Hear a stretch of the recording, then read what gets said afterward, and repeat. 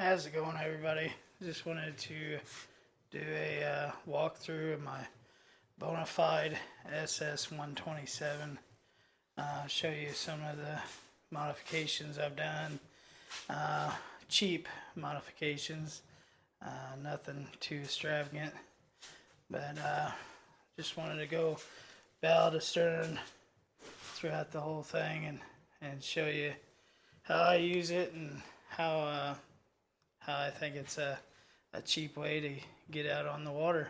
So I bought this kayak a couple of years ago now, but I bought it for like I think I paid like $950. It was less than $1,000, and which it was a bone kayak. It didn't have nothing on it. So first off, I got the micro power pole. Which I ended up buying the battery setup for the micro, which I've had that. I've had the micro for several years, and I ended up putting the the battery setup on it just like last year or something. Didn't realize that I was going to end up with a battery just right here next to it. Otherwise, I probably would not have bought that. But anyways, it's cool with the battery, but I think I'm actually, now that I got a battery right there, I think I'm just going to hook it directly in. So right here, I got the Minn Kota battery box. I think they're like $90, something like that. I ended up drilling a hole through that, through the plate there, and it does great. I didn't do anything to it. I literally just drilled a hole, put them through there. Just a cheap way to do it. Get it set up. Got the OG Yak Attack box there. That's the old version. And just got a few tackle, first aid kit, stuff like that on it. This right here is a nickel that has rode right there for several trips, and it's not even glued down or nothing. It's just set right there for past like 3 trips, and I just realized it like the last trip that had been sitting there for quite some time. Moving on towards the front here, got the seat, which is awesome, man. It's got the high and low. You can stick it in the low position. I'm a bigger guy. I like having it in the high position. Going back here, I got a forward-facing rod holder. That was the only thing about Bonafide. They got these spots here that you could put a flush rod holder in. It doesn't really come stock with it, but I ended up putting this extra track on it because when you get it, it's just this pad. You get a pad on each side, one over there, one over here. I ended up putting that track on there so I can get me a cup holder and forward-facing rod holder, just for when I'm getting fish off or whatever. I just throw it in there. On that side over there, I got another cup holder. It holds my scissors, my pliers, and I literally just put like a 4-inch track over there on that side. You can see it right there. The drawer, this is the drawer that's underneath is kind of cool. Right now it's kind of pinned in between my boxes there, but this is just kind of a catch-all. I don't really use it out on the water, just because I find it just trying to climb up underneath it and pull it out. Sometimes it gets stuck when you get like sand and stuff in your boat, and it gets on the track and it just won't really slide very good. So anyways, down here, right in between my legs, I got my plastics, my soft plastics, my jigs, stuff like that. I got a couple crankbaits, popper in there. That's just my quick, easy go at it. Usually put my phone tethered to that, which is pretty nice. Now, Uh, as far as the paddle, I do have the dual holder for the paddle, which is pretty easy to get to, easy access when I need it. Normally, when I'm trolling or when I'm fishing, I usually just got my paddle sitting on my lap and just kind of paddle along. But anyways, but as far as this Minn Kota, I got a Minn Kota, just a cheap like $150 one at Walmart. I actually bought that a couple years ago. I've had that Minn Kota for probably about 4 years or so. And it's just the 30-pound thrust on it. As you can tell, I kind of modified it a little bit. I got it running through and it's sticking out down there. But what I ended up doing for this is I ended up, as you can tell, it's really easy to kind of control from the seat, you know. What I ended up doing though is I just ran it, drilled like 1.25 inch hole right in the top, and then lined it up with the bottom of the tripod. I didn't really use the tripod very often because it just how I fish and everything. Sometimes I would throw my phone in there, but now I keep my phone up there. The tripod is it's okay. I like it. I had a fish finder on it. As you can see, I had these holes were from my fish finder I had on there, and then this set of holes I actually had these turned sideways.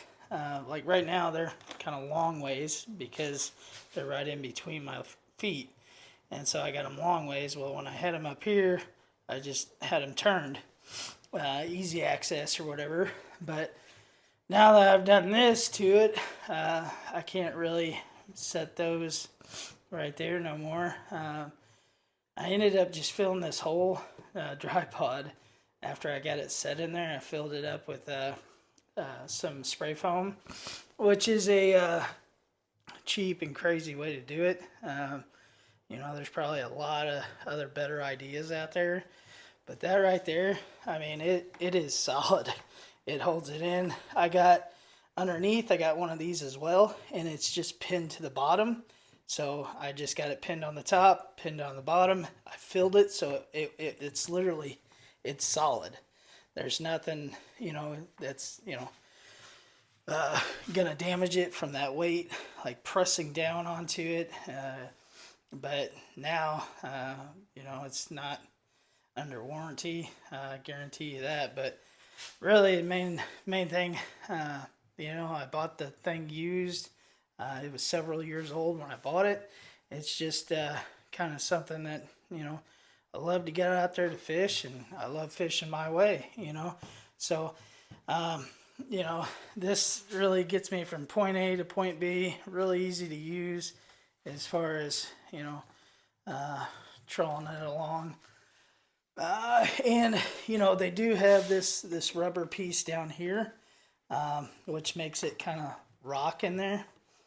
It ain't too bad when you're even in high speed because it doesn't rock side to side, or it does. It rocks side to side, but it doesn't rock this way. So it's actually really solid. When you turn that on, you turn it in high speed and everything. It's really solid in there. So, this right here over time, that right there kind of got a little stiff. Like it's really, I can't even pop. hardly can get it with one hand. I mean, over time that has really gotten really hard to use. I got, this thing, I take it out. I ended up buying another tripod. And so when I want to hit rivers and stuff and I don't want to use my troll motor, I just pop this thing out and put my other tripod in there and I'm good to go. So down here, this, when I ended up drilling this hole, this was my like thinking really hardly, or had to really think about drilling that hole, because once I did that, then there was no going back. So literally ended up thinking about drilling that hole for quite some time. I was just going to run the wires like straight through there, but I wanted this where I can just quick disconnect and everything, and that's just the way that I wanted to do it, so that's what I did. The hatch is really held up. There ain't a single crack in this hatch at all. This is the one, if you're familiar with Bonafide, you can open it up either way. Open it up from the front, back, shove rods down there. I absolutely love this kayak. I do, for how I use it and how I fish. I'm not the neatest guy, as you can tell. I'm not the the guy that's going to go out there and spend $5,000 on a kayak, and I mean, this gets me around, gets me where I can fish comfortably. I use these a lot. This is actually for paddles, to hold your paddle down. When I'm out there fishing, sometimes I'll just set those up there, and I'll literally take this and I'll just wrap it in my seat. It's really easy to grab a hold. But when I do that, this here right here, of course, is hitting my leg right there. So for the most part, I just, I usually run three rod and reels up front. So I usually just snap them right there. It tucks it out of the way. It's out of the way of my leg, not rubbing on my leg. I got, one rod on each side. I usually got one in my hand. So when I switch out, I usually just, just switch out, put the other one that's in my hand on the side here, and I'm good to go. I don't really use these rod holders too much, just because I do end up going through a lot of rivers. I run quite a bit, I would say probably 80% on rivers. I set that up for lakes right there, but overall, running rivers, I don't want them sticking way up in the air and causing issues, getting stuck on branches or whatever. So this is how I run it. This is how I like it. And every time I tuck them, I always go right up underneath the paddle holder. They got that little tray right there, and that's pretty much what that's for. So each side I got like a 7.3, and then I got a 6.6 here. So that's 7.3 sticking way up there. And it's sitting in the same position back there as well. So anyways, but sometimes it kind of worries me, if I get up, facing a rock or something, bump a rock and hit that rod, but it hasn't happened yet. So every now and then I'll use that paddle holder, slide it up underneath. I do like, this setup. I like the idea of it. That's, corrugated for your rods, staging rods right there. The whole time I've had this kayak, I've never used it like that. So this is the same way here, kind of staged for rods. I've always just used it like this. I find it more comfortable just to have them on the side, and then have one in the middle I'm, fishing with. So right here I got a little orange tied on. That's just for sticking out of the back of the truck. I don't have a trailer, so that just kind of sticks out there. And then when I'm going, I'll untie that and just put it in one of my cubbies or something out of the way. So that is my setup, man. I love this kayak. It's something that it gets fished hard, and it's not something that's hardly used, never been abused. This thing is used all the time, all summer long, all fall, winter. I'll even take this out in the winter, and man, it's an awesome setup. Nowadays they got the pedal drive systems, which I have one of those there. I got a native also, but this is kind of my Don't care if it gets scratched up kind of boat. I didn't buy it new, you know, and I don't really have a whole lot of money invested in it. So this is the one that, you know, I go on long trips, long river trips, overnight trips, stuff like that. And I'll take that one. This is the native, what is that? The native Slater 10 LTE. It's a pretty nice setup actually. Been drilling over a native for quite some time. Ended up getting that little setup there, and can't be more happier with that. Got the Sidekick landing gear there for that. And anyways, but yeah, that's a little bit more nicer setup. Maybe I'll do a run through of that one in another video. But anyways, so this is my Bonafide SS 127, and how I got it set up, and man, it's a really awesome rig, awesome awesome plastic on this thing. This thing has got some thick plastic. I've never had any leaks in it, and man, I'm telling you, I go through some rivers that, you know, scratch that bottom all the time. My keel, I don't have like a keel guard on it, but I've never had any leaks. Of course, if you look at it, it's all scratched up, but there's nothing all the way through. It stays dry in my haul. You know, I'll throw some extra fishing poles, stuff like that. Right now I got my pole for my power pole is shoved down in there. But normally I got the pole for that. I got my a couple extra rods down there. But yeah, that's my setup, man, and I'm sticking to it. Thank you.